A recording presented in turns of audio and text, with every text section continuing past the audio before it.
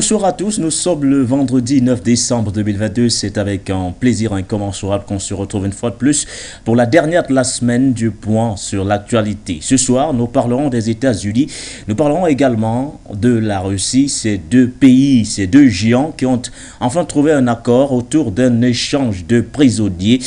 D'un côté, donc, nous avons la star américaine de basketball, Brittney Griner, et de l'autre côté, le marchand d'armes russe, Viktor Bout. Les annonces ont respectivement été faites par la Maison-Blanche et le ministère russe des Affaires étrangères. La sportive de 32 ans avait été transférée, rappelons-le, au mois de novembre 2022 vers une colonie pénitentiaire en Russie afin de purger sa peine de 9 ans de prison pour trafic de drogue après avoir été arrêtée au mois de février dans un aéroport de Moscou avec une vapoteuse et du liquide contenant du cannabis. Viktor Bout, de son côté, célèbre marchand d'armes russe, était en détention aux États-Unis depuis 2010. Quel regard portez-vous sur cet échange que beaucoup aujourd'hui jugent d'inéquitable?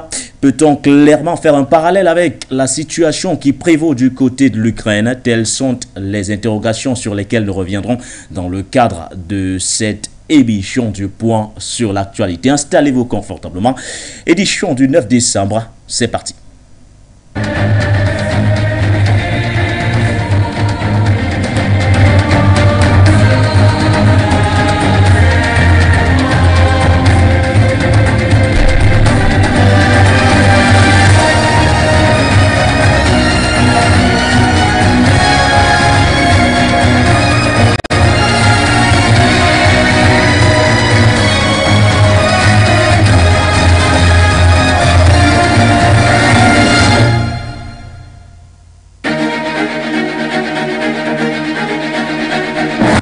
Nous nous sentons honorés, vous qui nous avez d'ailleurs choisi ce soir pour vivre cette nouvelle aventure du point sur l'actualité. Nous déposerons nos valises du côté des États-Unis, mais également du côté de Moscou en Russie pour parler bien sûr de cet échange de prisonniers, un accord qui a donc officiellement été trouvé entre Washington et Moscou pour un échange de prisonniers. D'un côté, la star américaine de basketball, il s'agit bien sûr de Brittney Griner, et de l'autre côté, il s'agit bien sûr du marchand d'armes russe Viktor Bout.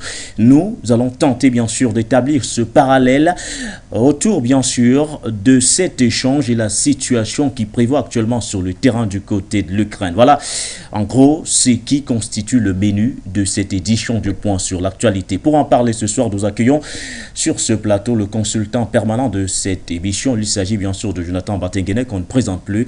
Bonsoir à vous, monsieur Batengene, et surtout bienvenue. Bonsoir, mon frère Nguené. Bonsoir à tous les panafricanistes, tous les inconditionnels de ce programme, ceux qui en ont fait la vedette des programmes panafricains. Bonsoir à tous les techniciens, la direction générale, les autorités du Cameroun particulièrement, les forces de sécurité et de défense. Nous saluons aussi le travail, l'abnégation des forces de sécurité et de défense de tous les pays africains qui se battent pour la sécurisation de nos territoires et la sanctuarisation de ces derniers. Nous avons cet appel que nous lançons, c'est un coup de gueule, la libération inconditionnelle et sans délai de notre sœur Edith Bucheri-Ballet, embastillée par le dictateur despote sanguinaire d'Abidjan, M. Alassane Dramane Ouattara, qui est tout honteux d'avoir été mise à nu par la grande combattante de la liberté, Edith Bucheri-Ballet, qui a découvert le poteau rose lorsqu'elle a voulu jouer de son intermédiation pour la libération des mercenaires qui étaient supposés être ivoiriens. Elle a découvert à sa grande surprise, et nous avec, que des 50 hommes qui étaient détenus à Bamako pour leur sale besogne, seuls 16 étaient ivoiriens. Le reste était 30 légionnaires de la jeune française à qui monsieur le dictateur despote sanguinaire d'Abidjan a donné les passeports ivoiriens. Et honteux, et surtout ayant échoué en camouflet, il a décidé plutôt d'embastiller notre sœur Edith Bucheri-Ballet. Nous demandons sa libération inconditionnelle et sans délai. Il accuse de complicité et de déstabilisation, ce qui est faux et infondé. C'est des allégations qui sont fantaisistes, qui ont été montées de toutes pièces par des fonctionnaires corrompus, lesquels fonctionnaires ont quand même bénéficié du bon travail et du combat de Mme Edith Bucheri-Ballet, car cette dernière se battant pour l'amélioration du panier de la ménagère a pu obtenir une revalorisation salariale pour l'ensemble du personnel de la fonction publique. Ces fonctionnaires honteux et corrompus sont aujourd'hui en train de la retenir en prison de manière injuste. Nous demandons sa libération inconditionnelle sans délai. Nous disons, Edith courage, beaucoup de courage, sois forte. Toute l'Afrique est avec toi, tous les panafricanistes sont avec toi. Bientôt tu seras libre, comme ton peuple, comme ton continent, comme la Côte d'Ivoire, l'Afrique. Merci à vous, Jonathan Watenguene, ce coup de gueule qui est lancé chaque soir sur les antennes de For You Media Africa. Edith Pulsiri-Ballet doit donc être libérée selon la planète des panafricanistes. Le deuxième invité de ce soir réagit en direct bien sûr du Canada. Il s'agit de monsieur Sheilou Lawson. Bonsoir à vous, monsieur. Bonsoir monsieur Baudelaire, bonsoir à mon co-panéliste. Je salue tous les panafricains, tous les téléspectateurs de la chaîne For You Media. Je salue tous ceux qui se battent pour mettre à la disposition des Africains, des panafricains, ce média qui nous informe. Vous savez que la communication est un outil important dans cette lutte d'émancipation du continent africain. Donc je salue votre travail et tout le sacrifice qui est fait. Merci. Alors, demain, c'est samedi, c'est la journée des droits de l'homme, la journée internationale des droits de l'homme. Et votre émission vient à point nommé pour parler donc justement de cette libération de la star américaine Brittney Griner. Et on ne peut ne pas s'empêcher au début de cette émission de penser à tous les prisonniers politiques qui restent encore dans les geôles des différents régimes de dictature. Je ne peux pas ne pas m'empêcher de parler du Togo où le régime sanguinaire monarchico-militaire maintient en prison plus de 120 prisonniers politiques, parmi lesquels une femme qui, depuis 3 ans, est retenue en prison, arrachée à son bébé et qui est sans jugement, alors que sa condition de santé se dégrade. Cette femme est maintenue contre toute loi. C'est de la répression systématique des Togolais, où le Togo est transformé en une prison à ciel ouvert. Donc nous réclamons la libération de tous les prisonniers politiques au Togo, et spécialement de cette dame-là qui est maintenue contre son gré et qui doit aller nourrir son bébé. Donc voilà. Merci à vous, messieurs. Avant, bien sûr, de vous permettre de dire un premier mot sur la thématique qui nous concerne principalement ce soir, je vais vous inviter à suivre attentivement cet élément, réalisé d'ailleurs par la rédaction centrale de For You Media, un élément qui revient sur cet échange entre Washington et Moscou à la Plema Noire. La Russie et les États-Unis ont procédé à l'échange de la basketteuse américaine Brittney Griner, détenu en Russie pour trafic de cannabis, contre le ressortissant russe Viktor Bout, qui purgeait une peine de prison de 25 ans aux États-Unis, notamment pour trafic d'armes. Selon Moscou, c'est le résultat de longues négociations menées entre les deux pays. Washington refusait catégoriquement tout dialogue sur l'inclusion du russe dans le schéma d'échange. Néanmoins, la Fédération de Russie continuait de travailler activement pour libérer notre compatriote, a noté le ministère russe des Affaires étrangères. Du côté de Washington, le président américain Joe Biden avait affirmé que les Émirats arabes unis les avaient aidés à faciliter la libération de leurs ressortissantes. Moscou-Washington discutaient depuis plusieurs mois de l'échange de prisonniers impliquant Viktor Bout et Brittney Griner. Cependant, plusieurs fois la Russie a reproché à Washington de faire des déclarations publiques sur ces négociations alors qu'elles étaient en cours.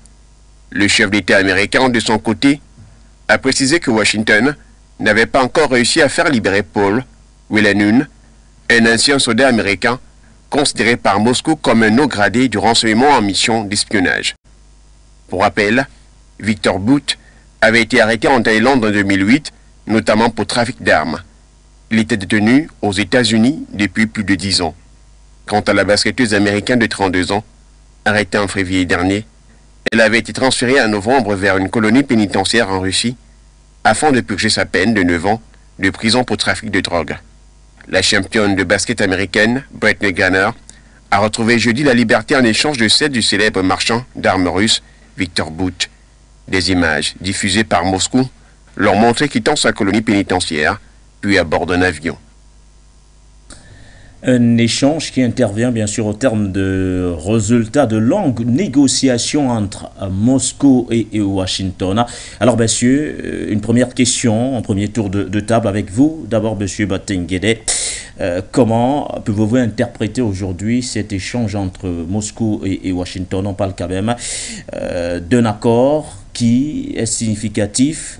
D'un côté, une star de basketball, de l'autre côté, un ancien, on va le dire comme ça, maître des armes du côté de la Russie. Alors, comment interprétez-vous tout d'abord l'échange avant de s'appesantir sur le fond? D'abord, il faut apprécier votre effort. Ça montre que For You Media a de la qualité journalistique. En son sein, vous avez évité le narratif mainstream. Vous n'avez pas dit, comme dans le reportage, vous n'avez pas dit que vous n'avez pas dit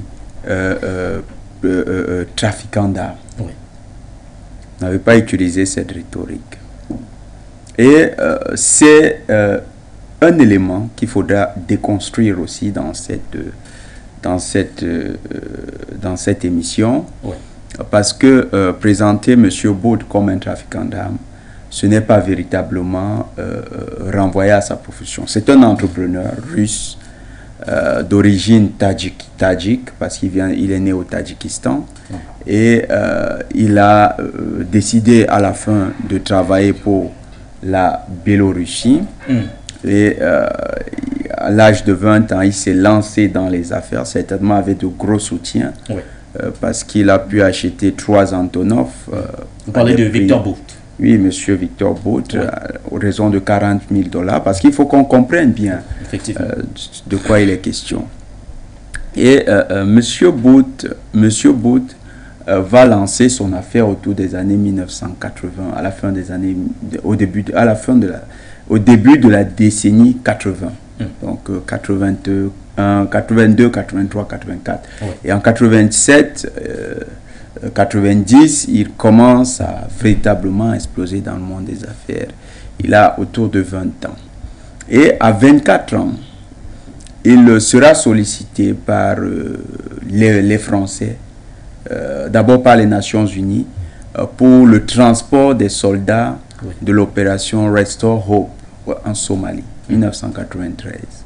Et l'année suivante, il sera sollicité par le gouvernement français dans le transport des soldats français dans l'opération Turquoise au Rwanda.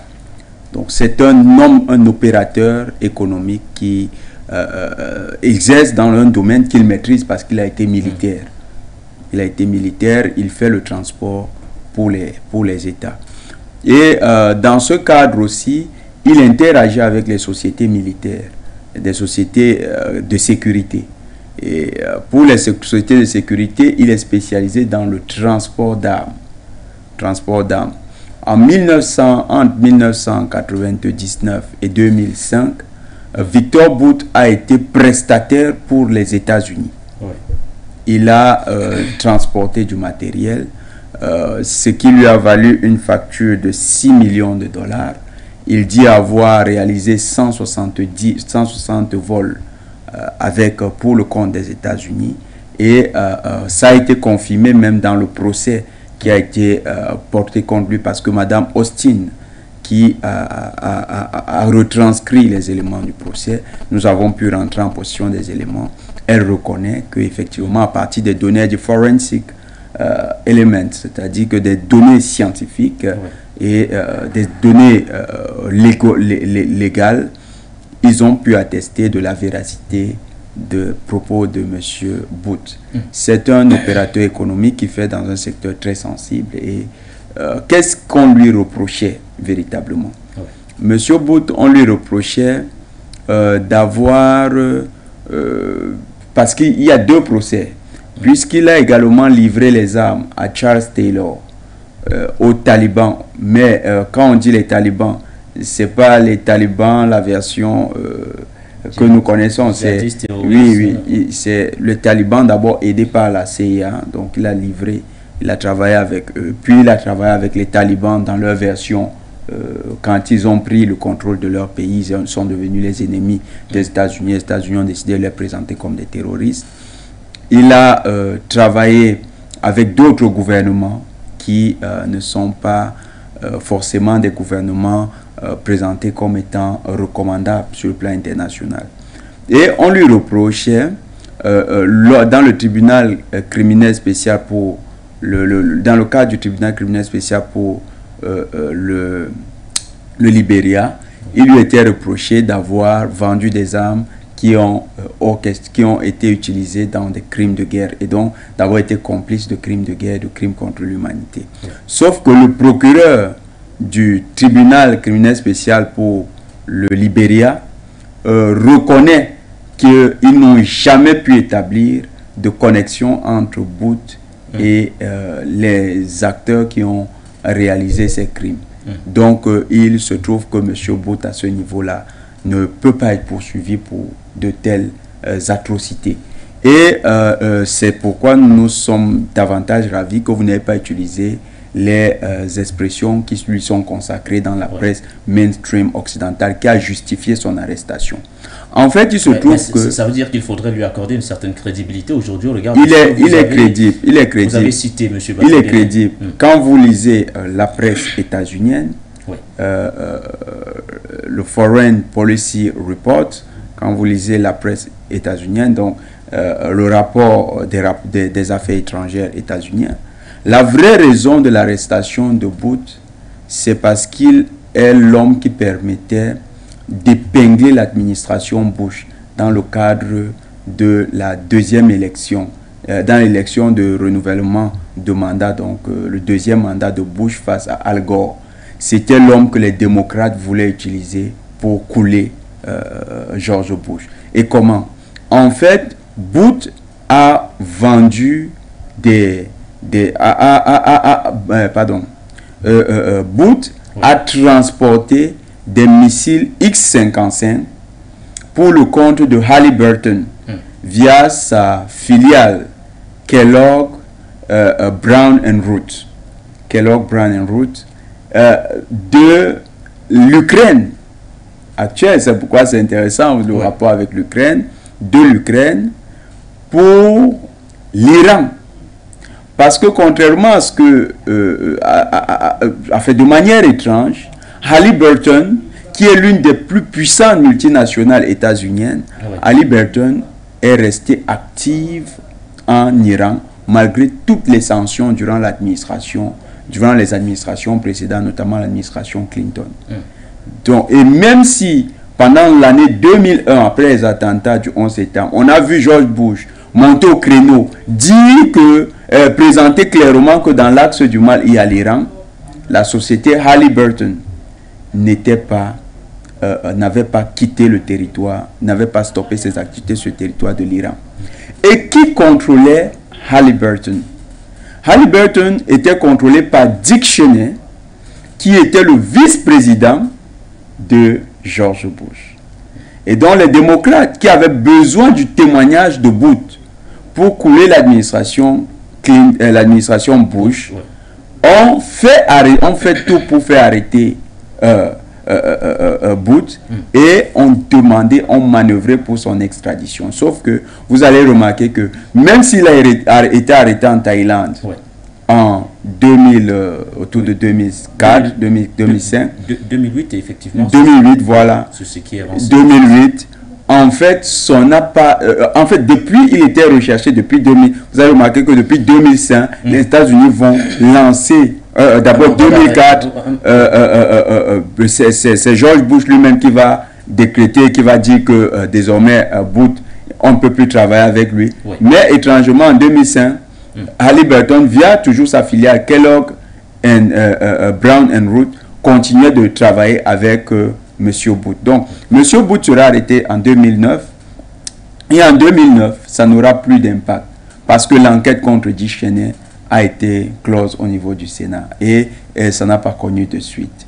Donc, M. Bout, et c'est pourquoi la Russie, la Fédération de Russie, va donc protester contre l'arrestation de Bout parce qu'il apparaît comme un bouc émissaire. Mais Bout lui-même va révéler dans une presse états-unienne, il va révéler les vraies raisons de son arrestation. Il dit, le vrai danger dans mon arrestation, la vraie cause de mon arrestation, au-delà de mon témoignage qui est très attendu au niveau des États-Unis, c'est que certains pays qui convoitaient le marché très couru du transport aérien en Afrique estimaient que les Russes, à travers Bout, occupaient une part de marché très importante. Et donc, il fallait réduire cette part de marché parce que nous avons rappelé, bien sûr, qu'il était l'un des leaders. Il était même le leader parce qu'il avait la première flotte privée dans le monde. En termes d'avions, il avait plus de 60 avions qui étaient à sa charge. Et il assurait la majeure partie du transport du matériel de sécurité pour les opérations des Nations Unies et pour certaines opérations des États occidentaux en Afrique. Donc ce marché qui est très couru, ce marché-là, il fallait débouter les Russes de ce marché. Et donc il va présenter donc l'enjeu géopolitique de son arrestation. C'est pourquoi le Kremlin a toujours considéré Bout comme étant un élément essentiel de sa stratégie sur le continent africain et considère son arrestation comme étant un acte géopolitique posé. Ça donne donc l'importance accordée. Si vous prenez le deuxième prisonnier, Madame Greener, c'est un autre profil, c'est une joueuse de basket qui, elle, va se retrouver avec, elle va rentrer avec de l'huile contenant du cannabis, de l'huile de cannabis, et elle sera arrêtée en Russie. Il faut comprendre que la Russie prohibe le trafic de cannabis et elle sera jugée. Elle va d'ailleurs même plaider coupable parce que c'était pour elle la meilleure manière d'échapper à un procès à charge. Elle va donc plaider coupable et ça va permettre qu'elle soit condamnée. Pour beaucoup, on présente ça comme étant l'une des pires peines, mais ça lui a évité quand même, ça lui a évité le pire qui lui était réservé, à travers, même si elle a écopé la peine maximale en matière de tout à fait, mais elle est allée dans un centre qui est un peu comme un centre de travail social, donc elle réalisait du travail communautaire pour purger sa peine, n'était pas retenue dans un pénitencier. Donc, on avait deux profils. Avec des enjeux géopolitiques. L'autre point où les Russes, vous allez voir que les Russes et les États-Unis, parce que tout ceci a eu lieu lors du rapport du sommet en Indonésie, lorsque le chef du renseignement extérieur des États de la Fédération de Russie a rencontré le patron de la CIA. Ils ont discuté, ils ont remis sur la table cette question. Anthony Blinken, le 1er août dernier 2022, avait déjà émis l'hypothèse qu'il y aurait un échange de prisonniers. Donc, cet échange intervient à la suite de toutes ces tractations-là. Et les deux profils qui sont présentés, c'est deux personnes qui ne sont pas forcément des agents au cœur de la stratégie sécuritaire de leurs États. C'est un échange qui est, somme toute, un échange avec proportion égale. Avec proportion égale, selon bien sûr vos propos, monsieur Jonathan Batinguene. Alors, que ce soit du côté de la Maison-Blanche ou alors du côté du ministère russe des Affaires étrangères, les deux entités le reconnaissent clairement. Cet échange n'a été possible que au terme d'un processus de négociation long qui a duré plusieurs mois. Alors, à votre niveau, monsieur Cheoulou Lawson, de votre regard d'analyste de politique, alors quel regard pouvez-vous porter aujourd'hui sur cet échange qui a été officialisé donc entre Moscou et Washington? Je dois dire d'entrée de jeu que je dois quand même rester dans une perspective des droits de l'homme et faire une analyse, une perspective géopolitique de cette libération. Du point de vue des droits de l'homme, j'avoue que je suis un peu, je dirais, choqué d'entendre sur ce plateau que M. Bout est un opérateur économique, tout simplement. Mais il faut quand même remarquer que son business est à la base de plusieurs morts sur le continent africain. Ouais. On a évoqué tout à l'heure la guerre au Libéria de Charles Taylor, qui a connu beaucoup d'atrocités. On a évoqué la guerre, le génocide rwandais avec l'opération turquoise française, qui a connu également beaucoup de morts sur le continent Rwanda.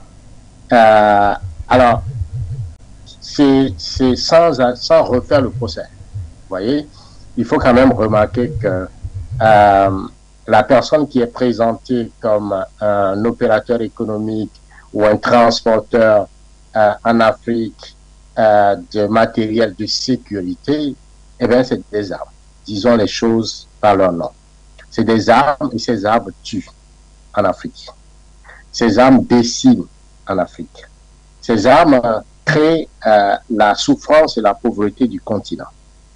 Alors, en tant que panafricain, vous voyez, je ne peux pas présenter ces marchands d'armes, ces marchands de malheur, comme étant des personnes ou des opérateurs économiques, parce que eux, ils tirent beaucoup d'argent de leur trafic, qu'ils soient au service des États-Unis ou des pays africains ou des firmes qui volent, blessent, tuent et créent la misère en Afrique, comme ce qu'on voit actuellement au Congo démocratique. On ne peut pas se féliciter justement de ces marchands de malheur en Afrique. Voilà, je voudrais le dire en toute honnêteté avant de pouvoir aborder le sujet qui nous préoccupe aujourd'hui. La libération les échanges de prisonniers, vous voyez, entre les États-Unis et la Russie est intéressante en soi, parce que quand on fait une analyse de cette situation, on voit qu'au-delà de la guerre en Ukraine, au-delà de toutes les, je dirais, les phobies, les peurs de la troisième guerre mondiale qui est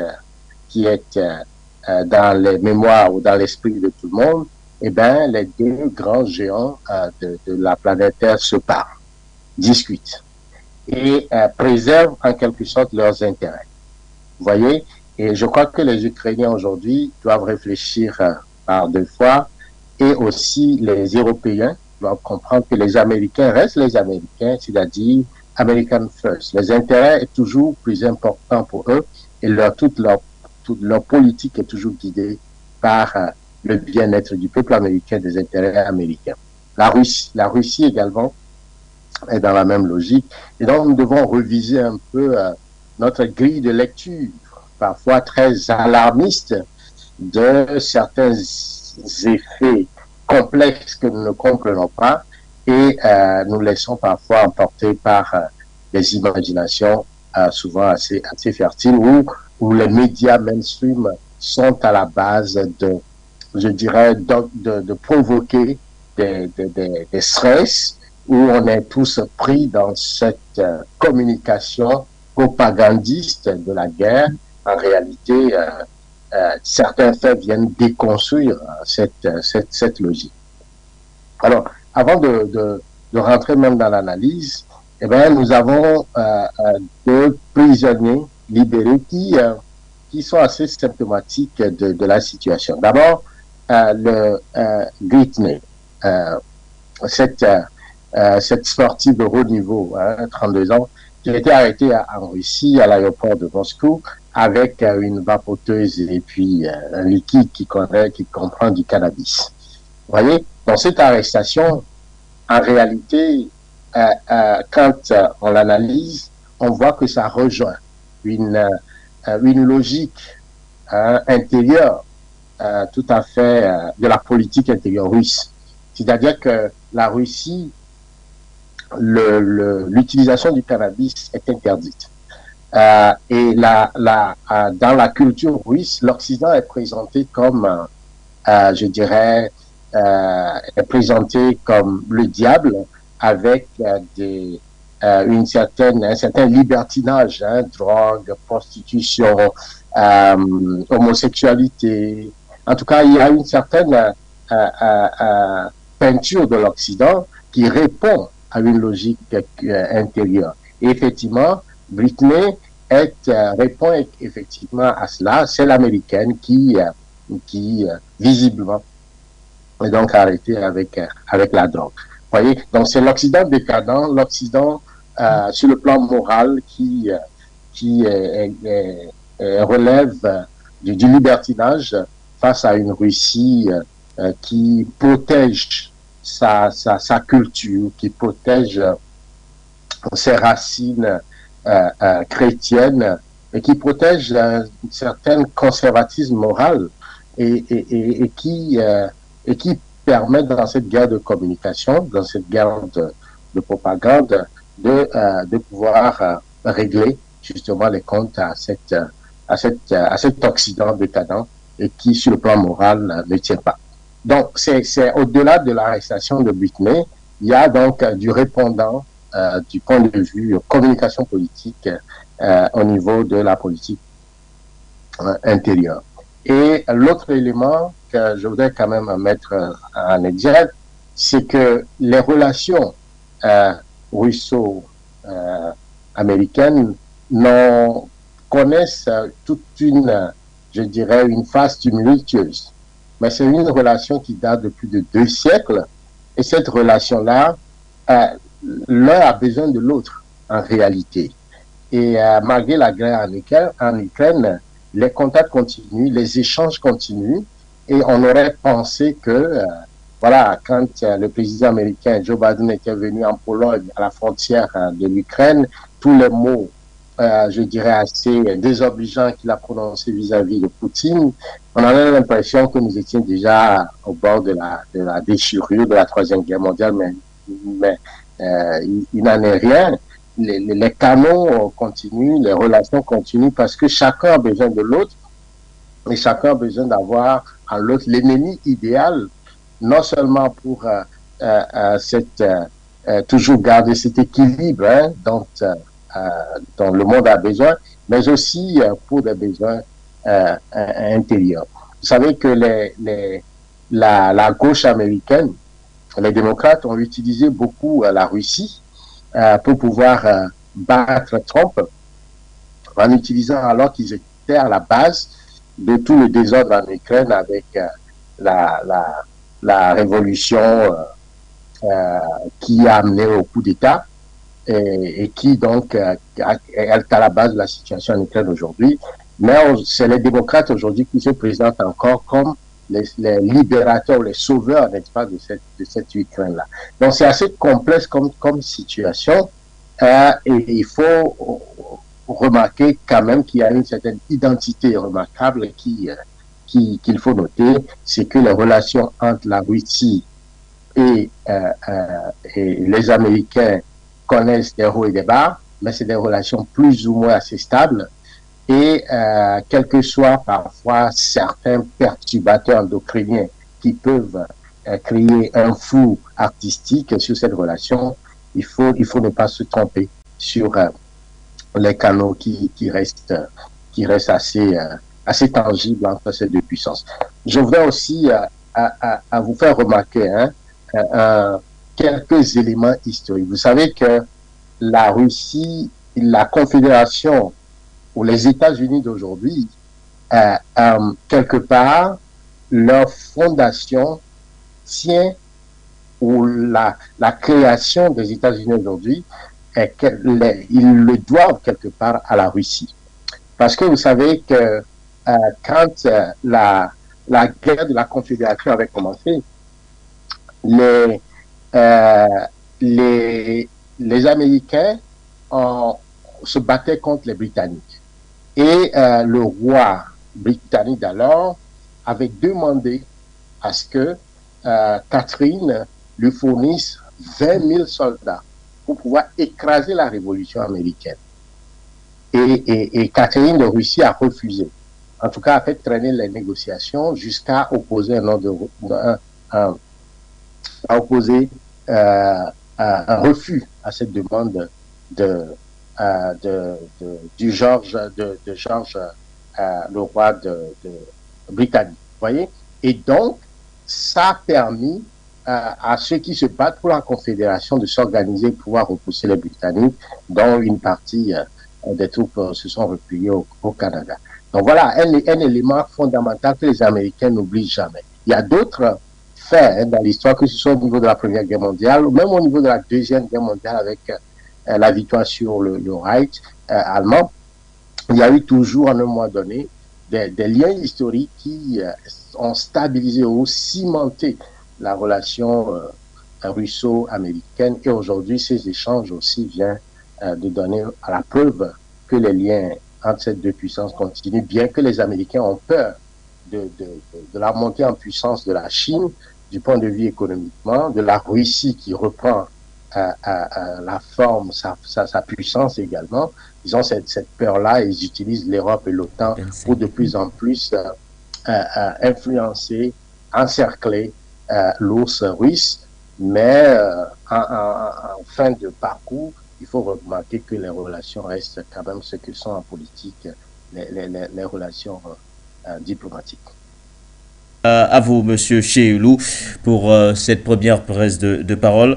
Monsieur Batenguene voudrait rebondir sur ce que Monsieur Che propose comme première grille de lecture. Tout à fait, je ne serais pas d'accord déjà avec l'analyse du point de vue de... c'est pas une affaire de... C'est pas nous qui décrétons. Les ONG occidentales prétendent défendre les droits de l'homme, panafricanistes, droits de l'homme, ça ne marche pas. Parce que c'est les idéologies qui ont servi à détruire l'Afrique. Donc nous, on ne peut pas défendre cette affaire. Pour moi, un panafricaniste ne peut pas reprendre le narratif des gens qui vous disent qu'ils défendent les droits de l'homme. Ils ne connaissent pas le droit de l'homme. M. Cheilou estime qu'il ne faudrait pas faire la peut-être, mais ce serait un peu contradictoire. Ce serait contradictoire avec une posture panafricaniste. Parce que la question des droits de l'homme est hautement une question géopolitique. Ce n'est pas une question fondamentalement liée au droit. Donc, revenons à l'élément. Est-ce que M. Bout a été condamné ou bien a été jugé devant la Cour pénale internationale ou devant le tribunal pénal international pour le tribunal international pour le Libéria? Non. Et le procureur, son témoignage est dans les archives. Vous pouvez le lire, vous consultez en ligne. Vous allez voir, le procureur dit qu'il n'a pas pu l'inculper parce qu'ils n'ont pas établi de relations. Alors ne forçons pas ces relations parce que quelques ONG droits de l'hommistes veulent nous forcer à le faire. Les juges qui ont mené l'enquête, ils sont plus compétents que ces ONG droits de l'hommistes. D'où est-ce qu'il vient aux ONG de pouvoir décider qui viole les droits de l'homme dans le monde? C'est impossible. Soit nous sommes panafricanistes et nous croyons que ce monde est injuste et que nous voulons le changer, soit on s'aligne sur les logiques des impérialistes. On ne peut pas jouer aux deux jeux. Maintenant, le deuxième élément. Monsieur Bout est un homme d'affaires. Il a été jugé aux États-Unis pas pour des crimes de guerre. Il a été jugé pour des éléments qui ont à voir avec la compétence juridictionnelle des États-Unis. D'ailleurs, il a été jugé en première instance, puis il a été jugé par une autre cour. Quand vous voyez quelqu'un qui est jugé par partie du droit interne états-unien, les faits qui lui sont reprochés n'ont rien à voir avec ce que nous disons, pourquoi on veut lui imputer un qualificatif parce qu'on a lu ça dans la presse internationale? Pourquoi reprendre ce narratif? Ce serait malhonnête de notre part. Le deuxième élément, il n'y a pas de relation, c'est le cache-sexe. Nous avons parlé de la construction de quelque chose de géopolitique. Les États-Unis ont lâché un gros morceau. Mais pourquoi? En proportion égale, nous voyons que nous avons deux individus qui n'ont pas... ils ne jouent pas un rôle. Ils ne jouent pas un rôle. Il s'agit d'un échange inéquitable aujourd'hui. C'est inéquitable. À proportion égale, c'est à proportion égale lorsque vous analysez le fond, vous voyez que deux individus qui ne pèsent pas dans le jeu. Washington n'a jamais établi que Bout était un agent du KGB. Il a travaillé pour le GRU à un moment et il a arrêté. C'est le service de renseignement militaire, il a arrêté. C'était le service de renseignement militaire de l'Union soviétique et il a arrêté. Monsieur Bout n'est pas la continuité de la politique du Kremlin, ça c'est connu désormais par les services secrets états-uniens. Donc ce n'est pas un morceau du point de vue simplement sécuritaire. Pourquoi c'est un gros morceau? Le vrai problème, monsieur Bout, est un problème au sein des États-Unis. Il a été arrêté pour des questions aux États-Unis. C'est vrai que M. Cheoui vit en Amérique du Nord, mais il devrait aussi se documenter. Les États-Unis cachent un scandale. Aujourd'hui, ce scandale-là, en 2010, était évalué en 2011, était évalué à 76 milliards de dollars. Scandale d'attribution de marché au niveau de la défense, dans le secteur de la défense. Il se trouvait en 2012 que 30 membres de la commission de la défense avaient commis des délits d'initiés. C'est-à-dire que ces gens avaient des relations avec les sociétés à qui ils attribuaient les marchés. L'un des exemples, Dick Cheney. Il a été CEO, président du conseil d'administration de Halliburton, et il s'est retrouvé vice-président. Et pendant qu'il était vice-président, il donnait des marchés, d'ailleurs le marché de la reconstruction de l'Irak. C'était Dick Cheney, avec Halliburton. On parle d'un marché de 105 milliards de dollars. Les gens qui vous parlent de bonne gouvernance, c'est eux. Ils font de la corruption. Et je vous reprends le propos de la presse états-unienne. Cost added. Contract with cost added. Traduisons en français. Des contrats avec une surcotation. C'est-à-dire des contrats avec des dépenses surévaluées. C'est aux États-Unis, hein, c'est pas au Cameroun. Parce que souvent on vous dit c'est en Côte d'Ivoire, non, c'est au Mali, non, c'est au Burkina. Ça, c'est aux États-Unis. C'est ce que M. Booth devait montrer. Aujourd'hui, qui le relâche? Dick Cheney était de quel parti? Il était républicain. C'est un problème purement états-unien qui est en train d'être résolu. La Russie concourt à cela parce qu'il y a désormais des ententes sur l'Ukraine qui sont en train d'être arrangées. Les républicains qui veulent à tout prix faire la peau aux démocrates, les démocrates qui sentent que la patate chaude est en train de remonter à leur niveau, pour camoufler l'histoire de Hunter Biden, font des concessions. Ils laissent Booth partir. C'est ça la réalité. À ce moment-là, on peut parler d'une disproportion. Parce que vous avez un homme qui est porteur d'informations hautement sensibles, que les États-Unis décident quand même de libérer de leur territoire. Et on prend une jeune fille qui utilise simplement le cannabis. C'est pas petit, mais comparé aux informations dont détient Booth, c'est autre chose. Le problème, c'est pas cette affaire d'ONG, c'est de la poudre à perlimpinpin. C'est pour embrouiller le citoyen lambda. Le problème, c'est une affaire de corruption aux États-Unis. Booth connaît comment ça s'est passé. Booth a travaillé avec Halliburton. Halliburton, c'est une société qui a des intérêts en Ukraine. C'est de ça qu'il s'agit actuellement. Les républicains font des concessions pour ne pas acculer M. Biden, et M. Biden décide de relâcher la patate chaude contre les républicains qui étaient aux États-Unis. C'est bon. C'est ça qui se passe. Ça arrange le renseignement russe. Oui. Parce que pour les Russes, Booth, c'était quelqu'un qui maîtrisait déjà le marché africain. Surtout le marché, le marché aéronautique. Et donc, certainement, Booth sera reconduit sur les terrains. Il faut noter que la majorité des avions de Booth étaient immatriculés Centrafrique. C'est lui qui était le patron de la compagnie qu'on appelait Centrafrican Airlines. C'est Booth. Donc, Booth, c'est quelqu'un que les Russes regardent maintenant comme étant une pièce maîtresse dans leur stratégie, certainement pour l'Afrique. Et peut-être aussi pour l'Ukraine.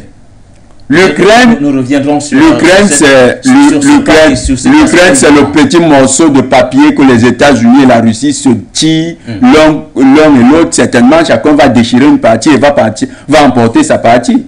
Les États-Unis, l'Ukraine n'a rien. L'Ukraine, c'est un machin dans cette affaire. Comment dire, ça n'a rien à voir. Les Ukrainiens ne sont plus des individus pour ces deux pays. Les Russes, vous avez suivi la déclaration de Medvedev hier soir.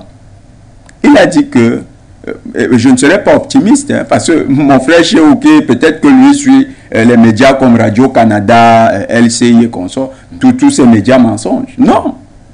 On est entré dans la phase dure du conflit. Medvedev était clair hier. Il a dit, Madame Nuland Sullivan, elle était à Kiev il y a quelques jours. Et qu'est-ce qu'elle a fait, Madame Nuland? Elle est venue pour elle voulait installer M. Zalouzny, le chef de la sécurité ukrainienne, comme nouveau président. Et elle a dit, elle a demandé aux Ukrainiens de lancer une offensive sur Kherson. Zalouzny, qui avait tout fait pour récupérer Kherson, s'était rendu compte qu'il ne pouvait rien. Aujourd'hui, elle rejette la responsabilité sur le clone de Zelensky. Et elle dit qu'il faut que Zelensky soit remplacé. Il est question d'avoir un coup d'État à la tête de l'État ukrainien. Et donc d'installer Zalouzny. Déjà à l'heure où nous parlons, il y a un balayage autour de Zelensky qui est en train d'être fait par les services secrets états-uniens. Tout ceci, pourquoi? Parce qu'ils ont dit qu'il ne doit pas avoir de négociations avec la Russie. Il faut que l'Ukraine sorte vainqueur. Ce n'est pas dans... quand Joe Biden répète ces phrases, ce n'est pas dans sa chambre. Il le dit à Mondovision. Ils sont dans une logique d'attaquer la Russie. Et Medvedev hier, après avoir commenté ces faits, dit, il est clair que Madame Sullivan, il l'appelle le concierge de Washington. Le concierge soit passé à Kiev. Elle est venue pour réaffirmer la position forte des États-Unis et remettre ses chiens de chasse sur le terrain. Comme quoi, la Russie va fermer la porte. Et il a dit clairement hier, il dit la Russie ferme la porte à toute possibilité désormais de discuter. Nous allons gagner cette guerre. Les deux puissances sont entrées clairement dans une logique d'affrontement. Alors, monsieur, je vous propose, monsieur... L'image, le Boot et Gringer n'ont rien à voir. Alors là, rien à voir avec l'Ukraine, dans le sens où c'est l'apaisement. Ça, c'est l'image que les États-Unis et leurs médias, ainsi que leurs alliés, vont vous présenter. Tout l'échange là a à voir avec la géopolitique à l'intérieur des États-Unis. Avec les enjeux politiques, des États, à l'intérieur des États-Unis. C'est les démocrates et les républicains. Je cite une journaliste très connue aux États-Unis. Elle dit, le parti républicain, le parti démocrate, elle le dit hier sur Twitter, parti républicain, parti démocrate, sont deux faces d'une même pièce qui sont en fait la mafia qui dirige les États-Unis. Merci à vous, messieurs. Je vous propose de prendre le premier téléspectateur qui voudra réagir. Il s'agit de Gallo Sélé. Et derrière, je reviendrai vers vous, monsieur Chéilou, pour que vous puissiez également commenter cette actualité autour, bien sûr, de cet échange. D'aucuns estiment qu'il est inéquitable aujourd'hui au regard des enjeux que représente surtout Victor Bout pour la stratégie russe. Alors, monsieur Gallo Sélé est des nôtres ce soir. Bonsoir à vous et bienvenue. Oui, bonsoir Monsieur Nguéné, bonsoir à vos invités et bonsoir aux téléspectateurs de For You Media. Monsieur Nguéné, je ne vais pas entrer dans les méandres de ce cas particulier, comme qu'a déjà détaillé Monsieur Batengene et l'autre intervenant. Oui. Mais moi, je pense plutôt attirer l'attention de nos chefs d'État qui manquent vraiment de leadership et qui nous font traîner dans la boue comme si nous étions des petits gamins. De quoi je veux parler, M. Nguéné? Oui. Pourquoi l'Occident veut-il empêcher l'Afrique de commercer avec qui elle veut? Et ça, c'est pas l'autruchement de nos chefs d'État. Parce que faire croire que la France, l'Amérique ou n'importe quel autre pays peut nous dire non, ne traitez pas avec la Chine, ne traitez pas avec l'Union soviétique, ne traitez pas avec la Russie, mais c'est continuer à nous prendre pour des gamins. Il y a toujours eu des relations entre tous ces grands pays-là. Et l'échange que vous venez de voir là traduit tout simplement que les deux pays parlent ensemble, ils prennent langue. Il y a une ambassade des États-Unis à Moscou. Il y a une ambassade de France, il y a une ambassade de l'Angleterre à Moscou, et vice-versa. Donc le fait que les gens ils viennent nous polluer l'esprit avec des déclarations à dormir debout. Je dis, j'en appelle au leadership de nos chefs d'État, ça suffit. Donc, si nous voulons traiter avec la Russie, allez-y directement. On n'a pas besoin de demander de l'aide ou de l'autorisation de qui que ce soit. Il y a les accords entre la Russie et les États-Unis, les accords nucléaires, les accords de non-prolifération. Je vous dis, actuellement, à la station spatiale internationale, c'est habité par des Russes et des Américains. Donc, de quoi parlons-nous? Le premier partenaire américain, c'est la Chine, alors qu'on considère que la Chine, c'est son premier ennemi, etc. Donc, on a vu les Français débarquer ici, nous dire, oh, attention aux Chinois, c'est cela, mais la Chine, c'est le premier partenaire de la France. Donc, je dis encore une fois de plus, j'en appelle au leadership de nos chefs d'État. Ça suffit comme ça de nous traîner dans la boue à longueur de journée. Quelqu'un ne peut pas dealer avec l'autre. Il ne peut pas faire les affaires avec l'autre. Et venir te dire, non, toi ne vas pas faire les affaires avec lui, il est mauvais. C'est pas vrai. Et si on rallie ça au sujet que vous avez posé par rapport à ce qui se passe en Ukraine, mais vous savez, monsieur Nguéné, si vous ne parlez pas avec quelqu'un, effectivement, rien ne peut se passer. Mais si vous parlez avec quelqu'un à propos d'une orange, vous pouvez parler avec lui à propos du contreplaqué. Donc, c'est toujours, ça aurait toujours un impact sur ce qui se passe en Ukraine. Bon, plus ou moins en fonction des circonstances. Mais toujours est-il que quand vous parlez avec quelqu'un, quelque chose peut toujours se produire. Parce qu'il n'y a que ceux qui ne se parlent pas, il n'y a que les montagnes qui ne se rencontrent pas. Les hommes, quand ils parlent, ils finissent par faire quelque chose. Donc voilà ce que j'insiste là-dessus. Nous ne voulons plus les chefs d'État qui viennent nous dire on ne peut pas traiter avec tel pays ou bien justifier pourquoi on a fait venir les Russes, etc. On n'a pas besoin de justification. Nous sommes indépendants, nous sommes souverains, nous pouvons traiter avec qui nous voulons. Merci de m'avoir écouté. Merci à vous, Gallo Cédé, pour votre contribution, comme d'habitude d'ailleurs dans le cadre de cette émission de Point sur l'actualité. Je reviens vers vous, Monsieur Chello Lawson. Alors, nombreux sont ces observateurs qui estiment qu'il s'agit effectivement d'un échange équitable. D'un côté, nous avons une star de basketball, de l'autre, nous avons bien sûr Monsieur Victor Bouft. Alors, à votre niveau, est-ce que vous pensez qu'il est effectivement équitable et que cet échange est plus profitable à Moscou qu'aux États-Unis dans la mesure où, bien sûr, actuellement, Moscou mène une opération militaire sur l'Ukraine?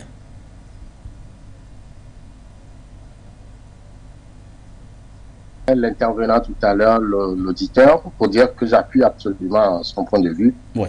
En effet, nous devons faire preuve de souveraineté et de liberté dans le choix de nos partenaires. Alors, je voudrais aussi revenir sur les échanges avec mon copanéliste pour dire un peu mon malaise et ma surprise. On ne peut pas à la fois se réclamer panafricaniste, c'est-à-dire défendre les intérêts des Africains, et en même temps louanger, applaudir ceux qui sont à la base de la mort ou de la souffrance des Africains. Il y a ce qu'on appelle une aporie du raisonnement. Et là aussi, il faudrait que le panafricain ne peut pas à la fois défendre la thèse et l'antithèse d'une même réalité. Il faut à un moment donné se prendre au sérieux pour être cohérent dans l'analyse, cohérent entre les axiomes de départ et aussi les conclusions déductives et logiques qu'on peut en tirer. Aujourd'hui, l'Afrique ne produit pas les armes. Il n'y a pas d'industrie, en tout cas en termes de production des armes. Mais les Africains meurent des armes. Et la plupart des conflits en Afrique ne sont pas des conflits entre les pays africains. Vous voyez, si vous regardez la topologie de la guerre en Afrique, eh bien, c'est pas un pays africain qui s'attaque à un autre pays sur le plan idéologique. C'est toujours des conflits fratricides à l'intérieur de ces pays pour des raisons de gouvernance politique. Et c'est alimenté par d'autres, que ce soit des entreprises ou des États, pour s'accaparer des ressources du continent africain. Vous voyez? Et donc, ces guerres-là tuent, blessent et déciment la jeunesse africaine. Et derrière, et si ce n'est pas les États eux-mêmes qui sont impliqués, eh bien, ils ont recours à des comme l'appelle mon ami éco-paraliste, des businessmen, des gens, des opérateurs économiques. Alors que ces opérateurs économiques qui font le transport, logistique, des armes sur le continent africain, eh bien, ces armes-là tuent. C'est une réalité. Ce n'est pas une question des ONG où il faut aller se documenter, ou c'est parce qu'on sur Radio-Canada ou CNN ou quoi que ce soit. Mais c'est la réalité du continent africain. Chaque jour, un Africain meurt des arbres qui ne sont pas produites en Afrique. C'est une réalité.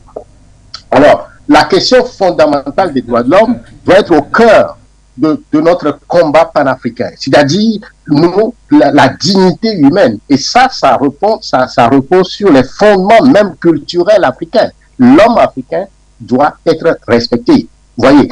Et donc, ce n'est pas un ONG occidental qui viendra nous faire un coup sur les droits de l'homme.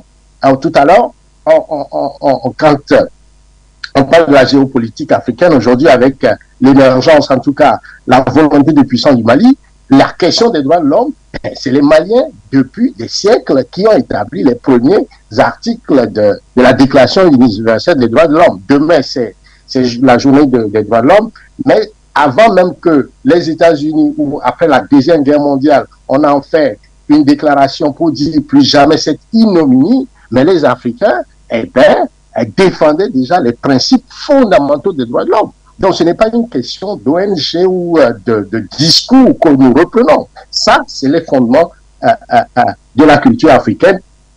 J'invite les Panafricains à sortir d'un idéologisme, je dirais, assez étriqué, où d'un côté, bon, voilà, on est dans un discours assez envolé, mais quand on veut saisir les fondements de ce discours, eh bien, on tombe sur des apories qui ne sécurisent pas la cohérence intellectuelle qui doivent sous-tendre ce panafricanisme-là.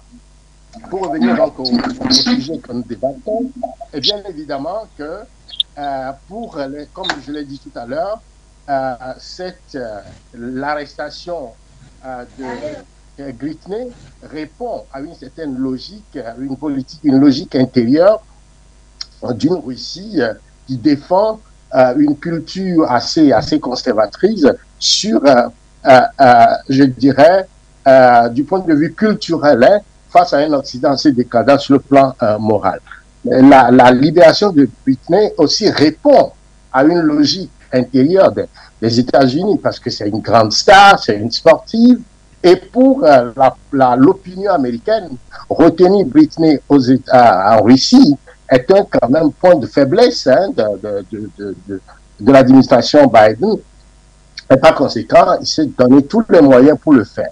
Maintenant, le Victor Bout qui a été libéré, mais c'est une volonté de puissance de la Russie.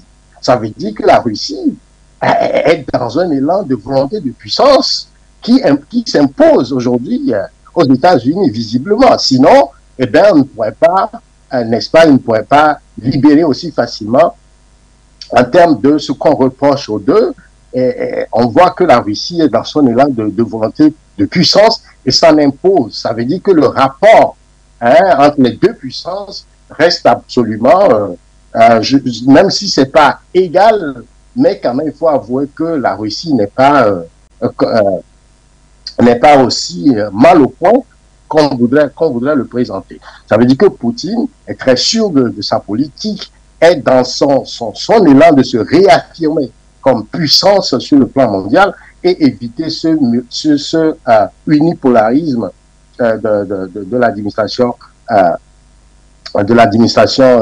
américaine. De toute évidence, je pense que en tant que panafricaniste, nous devons comprendre que c'est les intérêts qui guident le monde.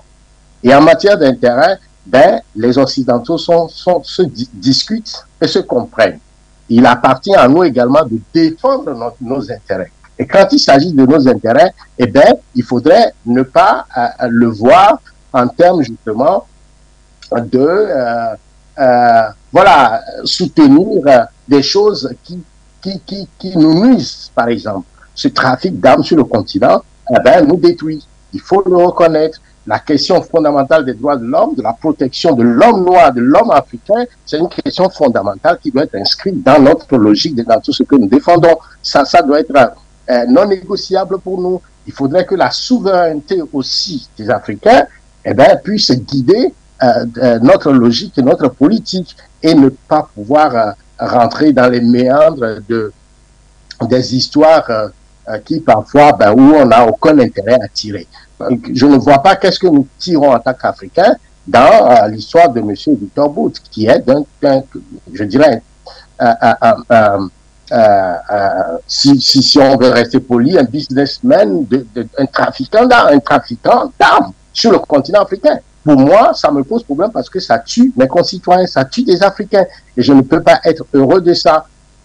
J'avance toujours la question de la dignité des droits de l'homme des Africains.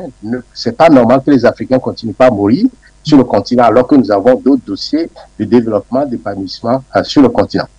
Et il faut comprendre aussi que c'est important, et comme l'a dit le président Assimi Goïta, que nous devons absolument défendre notre souveraineté, être libre dans le choix de nos partenaires et tenir compte toujours du peuple africain dans toute la logique. Et s'il faut négocier avec le diable pour pouvoir obtenir ces genres de choses, eh bien, il faut le faire pour le bien du continent africain.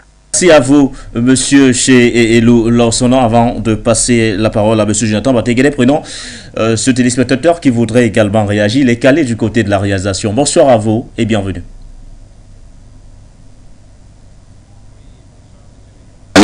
Il dit qu'il est aux États-Unis. Est-ce que les Noirs qui sont aux États-Unis n'ont pas besoin des droits de l'homme? Ils sont bien traités là-bas. Il veut nous dire que les Américains, à travers cette libération, et bon, dont il est en train de qualifier le russe là de tous les Noirs, est-ce qu'il veut nous dire que les Américains sont très intéressés par notre liberté, notre droit de l'homme? Tout ça, c'est à cause de ça qu'il est en train de prendre ce monsieur de tous les Noirs des autres. Mais c'est pas ça le problème. L'Afrique, nous avons d'autres, moi je vais dire, d'autres combats. Nous avons un véritable combat. Il ne faut pas que tout le monde vienne nous dire que moi je suis panafricain pour nous embrouiller, Ce monsieur, si vous vous rappelez, et entre-temps il a été reçu sur le même média ici, si vous vous rappelez, sur la Guinée équatoriale. C'est le même monsieur-là qui disait du président Obiang il n'a pas bien gouverné, il ne respecte pas le droit de l'homme, le pays a des difficultés énormes sur le plan économique, etc. Mais voilà les types de personnes dont nous n'avons plus besoin. Moi, je ne vous encourage pas à inviter ces gens d'individus encore sur les plateaux. Parce qu'actuellement, les Africains, ce n'est pas une question de droit de l'homme. Ce qui nous arrive là, c'est sur ce chemin, c'est en se comportant de cette façon, voulant ménager les Américains. Tu ne peux pas t'engager dans cette lutte de libération du continent, mais ne cherche pas à venir sur le média panafricain. Soit dis les choses telles qu'elles sont, soit tu ne peux pas t'impliquer, mais tu dégages là. Voilà, c'est la question. Ce monsieur, des panélistes, mon cher ami. Un genre de personnes. Il a resté aux États-Unis, il n'a qu'à faire ses droits de l'homme, nous on n'en a pas besoin, nous on veut des deals. Le signal de notre interlocuteur qui s'est malheureusement coupé. Merci pour votre contribution. On rappelle bien sûr, vous avez tout à fait le droit bien sûr d'émettre vos différents avis sur les sujets inscrits à l'ordre du jour, mais vous devez d'ailleurs rester poli vis-à-vis de nos panélistes. Alors, M. Batéguélé, vous voulez également réagir sur ces questions fondamentales des droits de l'homme qui reviennent en permanence? Non, pas les droits de l'homme. Je ne peux pas revenir dessus. C'est une rhétorique creuse. L'homme en question, est-ce qu'il est passé devant des juges? Est-ce que des juges se sont intéressés à son affaire? Oui. Est-ce qu'on a trouvé des éléments qui l'inculpent en matière de droits de l'homme? Non. Allez lire. Monsieur Nguéné, vous avez devant vous. Allez lire les éléments qui l'inculpent aux États-Unis. Il n'y a jamais de question de droits de l'homme. Je reviens vers vous dans un instant, monsieur Batéguélé. On prend tout d'abord cet autre appel. Bonsoir à vous et bienvenue. Bonsoir, Foyer Télévision. Bonsoir. Allez-y, monsieur, vous êtes en ligne, vous êtes en direct. Oui, d'accord. Bon, je salue Jonathan Batéguélé. Oui. Je vous salue respectueusement, mais permettez-moi un temps soit peu de mettre les on choisit d'être panafricain, d'être américain. Monsieur, votre signal n'est pas bon. Nous vous recevons à peine. Je vais vous demander de raccrocher, peut-être de rappeler derrière. Où était ce droit de l'homme? Moi, je vous reçois correctement. Ouais, nous avons du mal à vous recevoir. Mais là, je pense qu'on va faire une nouvelle tentative. Allez-y, nous aussi. Votre invité, moi je doute sur la panne. Monsieur, vous avez la parole. Vous devez... Je ne crois pas que ce monsieur soit... Moi je ne crois pas que ce monsieur soit panafricain. Hein. De quel droit de l'homme on nous parle? Droit de l'homme, et c'est un panafricain qui parle de droit de l'homme alors là. Mais où sont les droits de l'homme en Centrafrique? Depuis que les Français sont en train de nous tuer. Où sont les droits de l'homme au Mali? Où sont les droits de l'homme au Burundi? Mais attends, quand c'est là, c'est criminel.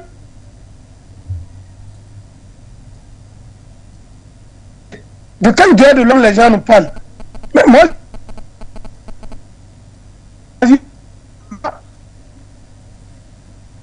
je réponds à ça parce que son niveau dépasse ce débat-là. C'est un débat de bas étage. Mais c'est pas sérieux ça. Mais on parle aujourd'hui d'une libération et vous nous parlez de droits de l'homme. Quel droit de l'homme? Et c'est les Américains qui connaissent droit de l'homme. Franchement, moi, je ne vais pas trop parler, je suis dépassé par... C'est quoi ce raisonnement?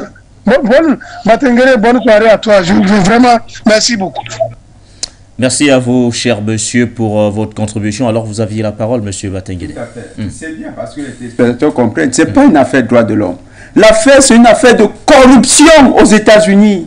C'est un scandale qu'ils sont en train de camoufler. Mais ça va sortir. Parce que nous commençons, il faut même faire une deuxième, nous encourageons, il faut faire une autre émission là-dessus. Où on pourra mieux discuter de ce scandale. On parle d'un scandale de 76 milliards de dollars. Monsieur Booth a été arrêté pour ce scandale-là. Il devait révéler des noms. Et le gros poisson qui était visé, c'était Dick Cheney. Aujourd'hui, les républicains disent non, on ne veut pas de scandale sur nos entreprises. Ali Burton, vous connaissez Ali Burton? C'est l'entreprise des Bush, non? Des George Bush, là. La famille Bush, c'est leur société. C'est ces gens qui sont empêtrés dans tout ça. Oui, je veux croire même que les armes sont des engins de la mort. Qui fabrique les armes? Le plus gros vendeur d'armes, c'est qui dans le monde? Comme M. Booth, on parle d'une quarantaine d'hommes d'affaires qui font œuvre de grossistes acheteurs d'armes aux États-Unis. Une quarantaine. Vous avez déjà entendu leur nom? Vous connaissez même qui réalise tout ça? Eux, ils respectent les droits de l'homme.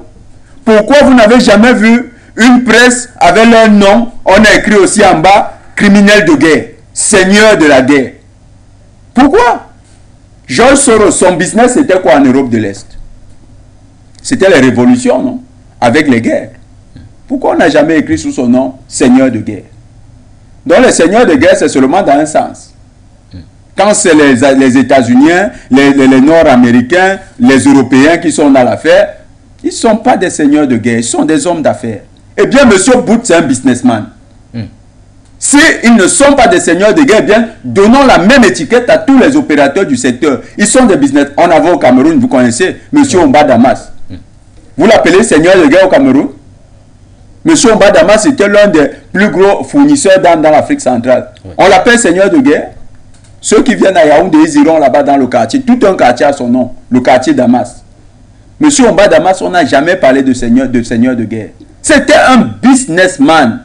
Et c'est un business. Des hommes comme Booth ont ravitaillé des États. C'est parce qu'il a livré les missiles X-55 qui ont la capacité de charge nucléaire que les États-Unis, et c'était Ali Burton qui avait gagné ce contrat et a conseillé les opérateurs en Ukraine et les ont livrés à l'Iran.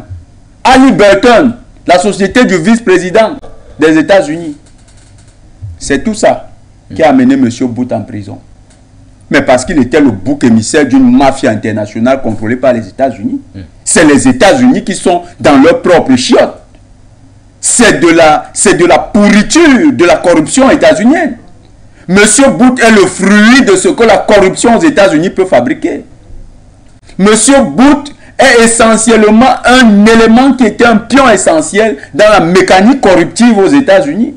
C'est ce scandale de détournement de 76 milliards de dollars qui est aujourd'hui en train d'être camouflé au peuple américain, au peuple états-unien.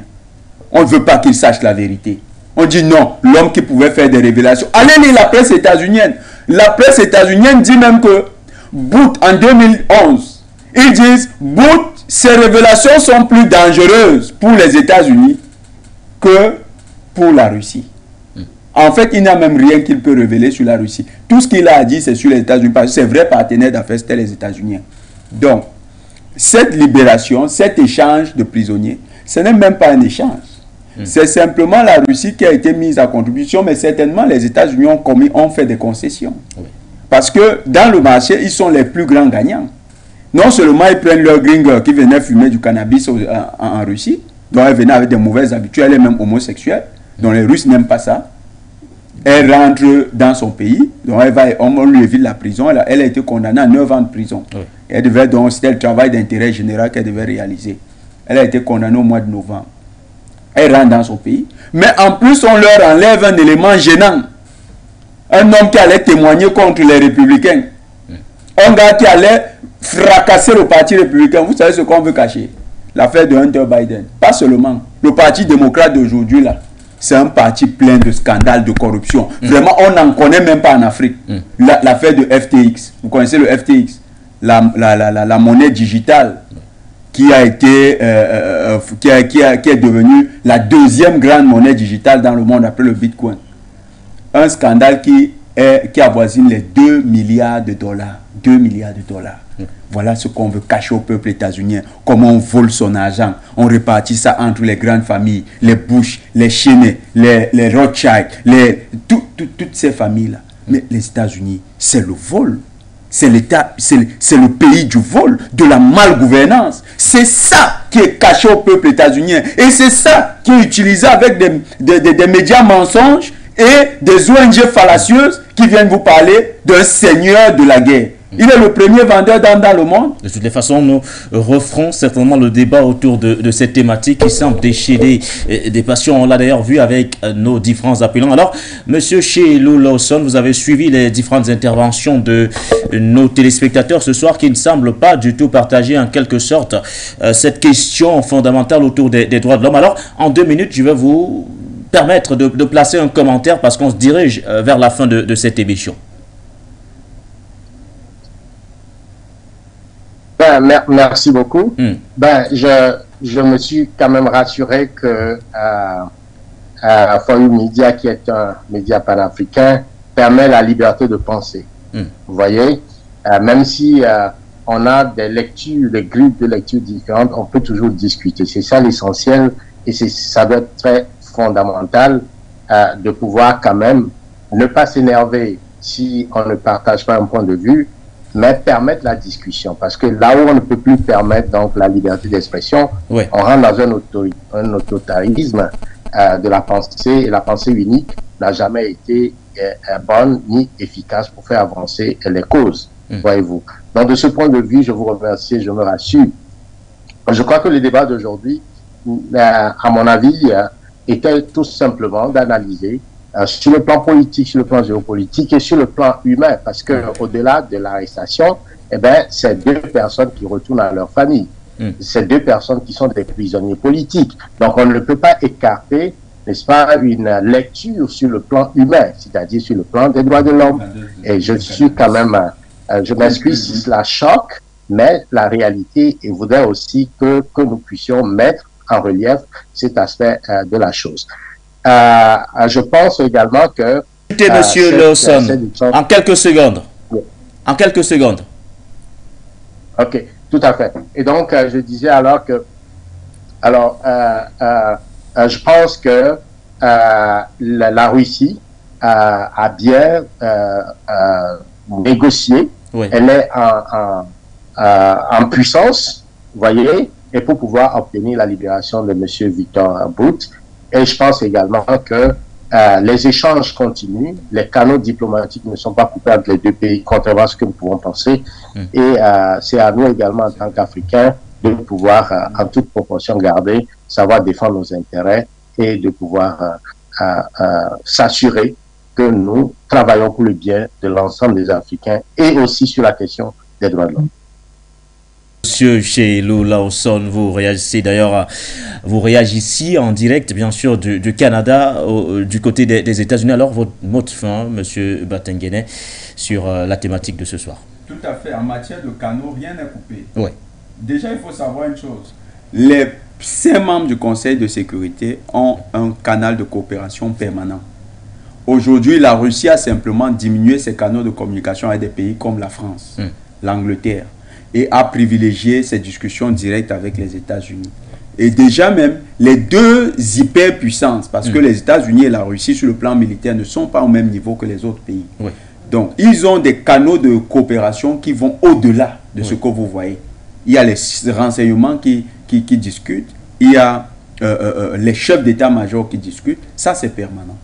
Mais il y a une montée de la rhétorique d'affrontement entre les deux hyperpuissances qui laisse croire que si le conflit en Ukraine continue de connaître une aggravation, on peut rentrer dans une guerre, dans un affrontement nucléaire.